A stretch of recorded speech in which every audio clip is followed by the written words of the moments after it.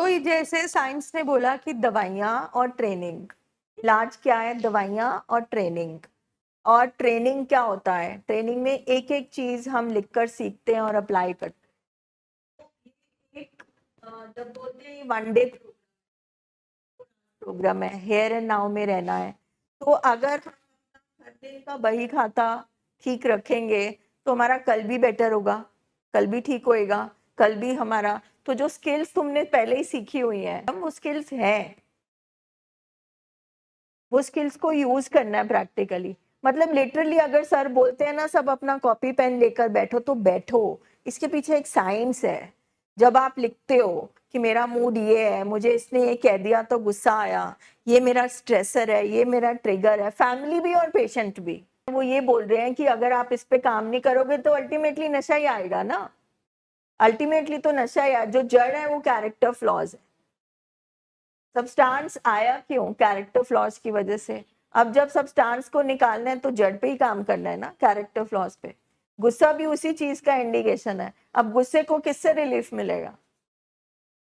नशे से ही मिलेगा, क्योंकि ब्रेन ने तो यही सीखा हुआ है। तो अपने गुस्से को कैसे चैनलाइज करना, गुस्से में से कैसे निकलना, उसको मैनेज करना, ये टीएस प्रोग्राम सिखा रहा है। यहाँ पे पेशेंट के लिए और हम फैमिलीज के लिए हर स्किल, हर टूल मौजूद है। मगर हम ना काफी चीजें ऊपर ऊपर से करते हैं। मैं भी यहाँ पर बहुत बोल लेती हूँ, पर अगर मैं कई बार सोचूं कि अच्छा मेरे को इमोशंस कौन से आ रहे हैं, मेरे को बात कौन सी लग रही है, तो मुझे भी कई बार लिखकर ही करना पड़ता है कि लिखकर पता चलता है कि वाकई में ये अंदर चल रहा है। तो अगर हम इसको अपने पूरे दिल से इस प्रोग्राम को करें, भीग कर करें, और वो ये कॉपी पेन वाला, सर कहते हैं कि मेरे को जहाँ लगता है मैं लिख लेता हूँ, बिकॉज अगर 70,000 सोचे आ रही हैं तो 70,000 तो कोई भी नहीं याद कर सकता। You have to write it down. उसको आपको कंपाइल करना पड़ेगा, डॉक्यूमेंट करना पड़ेगा। अगर हम हेल्दी जिंदगी चाहते हैं तो, अगर हम चाहते हैं तो इस प्रोग्राम में बहुत कुछ है। And it's a never ending process.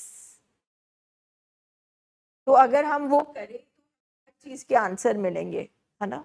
Mental और इमोशनल रिलैप्सेस के साइंस होते हैं, और जो फैमिली बैठती है वो सीख जाती है, दिख जाते हैं, एक्स्ट्रा एफर्ट नहीं करना पड़ता।